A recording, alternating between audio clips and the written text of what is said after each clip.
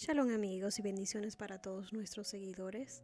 En este video analizaremos el relato de Balaam que se encuentra en el libro de Números, capítulos 22 al 24. ¿Alguna vez has escuchado el relato de la historia del profeta Balaam que fue escogido por el rey Balac para maldecir a los israelitas?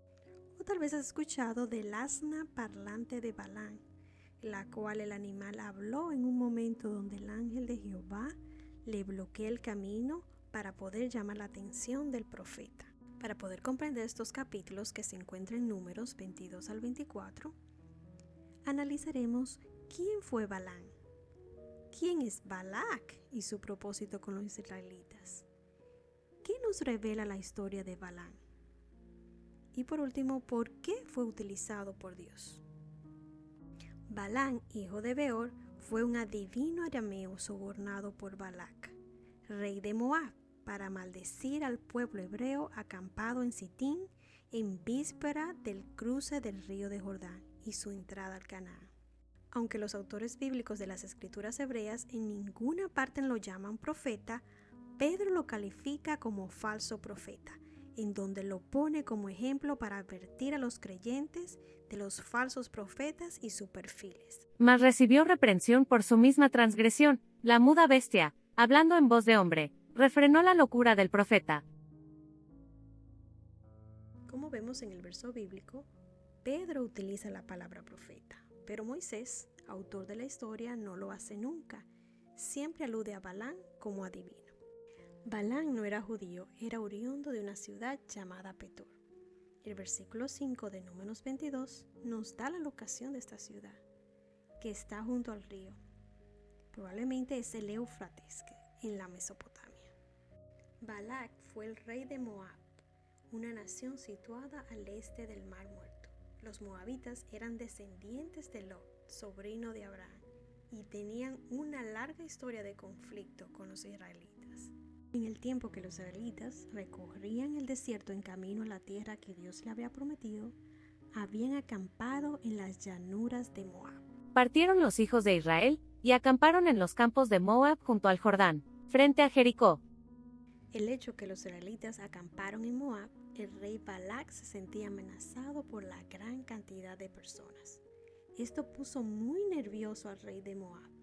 Un vasto ejército estaba acampando en las fronteras de su territorio, pero no tenían nada que preocuparse porque Dios le había dicho específicamente a Moisés: Y Jehová me dijo, no molestes a Moab, ni te empeñes con ellos en guerra, porque no te daré posesión de su tierra, porque yo he dado a Ar por heredad a los hijos de Lot. Fue entonces cuando Balac mandó a llamar a Balaam, que vivía en un remoto remanso de 400 millas de distancia.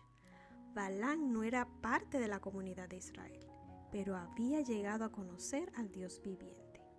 Cabe destacar que no sabemos cómo Balaam llegó a conocer al Señor, pero vivía cerca de Harán, donde creció Abraham. Es posible que los antepasados de Balaam hayan aprendido acerca del Dios viviente de Abraham. Continuando con el relato, Balac recurrió a Balaam en su desesperación. Balaam era un profeta pagano y la intención de Balac era maldecir a los israelitas y dejarlos sin poder. Balac envió una delegación a Balaam, ofreciéndole honores y recompensas si venía y maldecía a los israelitas. Balac creía que al maldecir a los israelitas podría debilitarlos y expulsarlos de su tierra. Entonces dijo Dios a Balaam, no vayas con ellos, ni maldigas al pueblo, porque bendito es. Cuando Balaam, por instrucción de Dios, rehusó ir con ellos, Balac envió una segunda delegación, compuesta por príncipes de mayor rango, y le ofreció un soborno mayor. Aunque conocía la voluntad de Dios en este asunto, Balaam insistió en pedir permiso de nuevo para ir con los mensajeros. Y vino Dios a Balaam de noche, y le dijo, si vinieron para llamarte estos hombres, levántate y vete con ellos, pero harás lo que yo te diga. A la mañana siguiente, Balaam montó su burro y partió hacia Moab. En el camino, Dios envió a su ángel para obstaculizar al profeta codicioso. El animal vio al ángel con una espada y 3 veces se desvió de su camino para esquivar la espada. Pero Balaam que no vio al ángel, se enojó mucho con su asna y la golpeó. Entonces el Señor abrió la boca del asna y se quejó a Balaam diciendo: ¿Qué te he hecho que me has azotado por estas 3 veces? Y Balaam le dijo a la burra: porque me has abusado. Ojalá hubiera una espada en mi mano, porque ahora te mataría. Entonces la burra dijo a Balaam: ¿no soy yo tu burra en la que has montado desde que fui tuya hasta el día de hoy? ¿Alguna vez estuve dispuesta a hacerte esto? Y él dijo: no. En el camino, Balaam recibió evidencias claras de que estaba actuando en contra de la voluntad de Dios. Aparentemente, Balaam estaba tan molesto por la demora que no pareció sorprendido en absoluto de que el burro pudiera hablar, sino que respondió. Entonces el Señor abrió los ojos de Balaam y vio al ángel del Señor de pie en el camino, con su espada desenvainada. El ángel reprimió a Balaam por su comportamiento y terquedad con el pobre animal. La única opción de Balaam fue reconocer su mal proceder. El plan de Balac de maldecir a los israelitas finalmente fracasó. Cada vez que Balaam intentó maldecir a Israel, Dios intervino, y en lugar de maldecir, brotaron bendiciones de la roca de Balaam.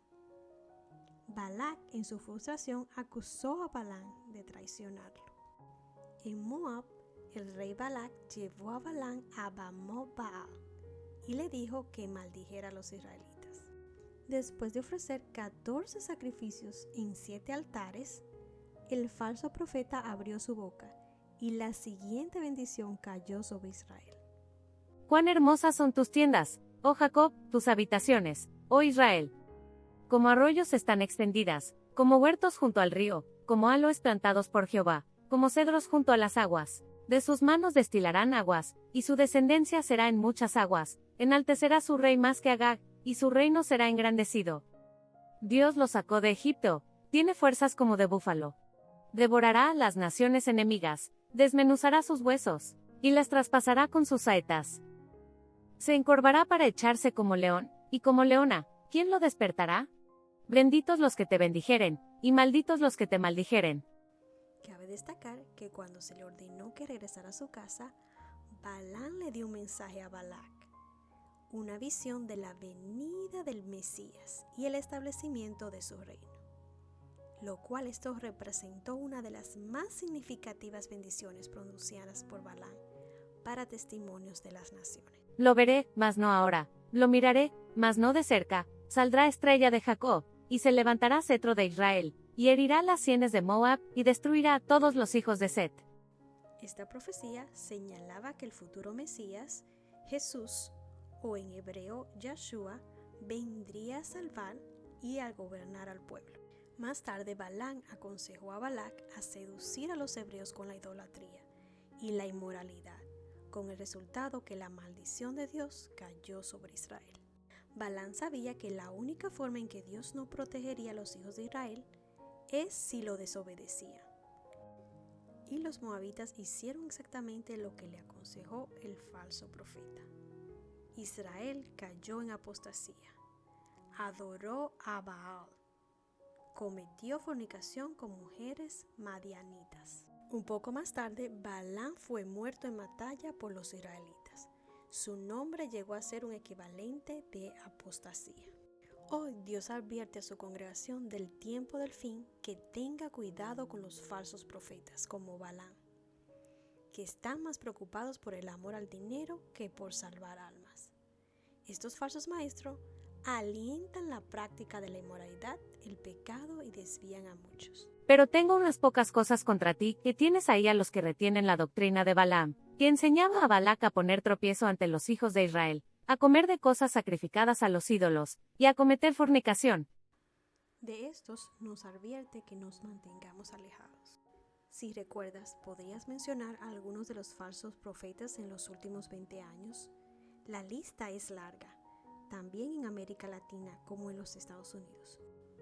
El poder de la avaricia queda manifiesto en el relato. Puedes tener por un momento el Espíritu de Dios, pero si tu intención es maliciosa y egoísta, al final se reflejará. Encontramos interesante esta similitud entre estos dos personajes bíblicos, Balaam y Judas.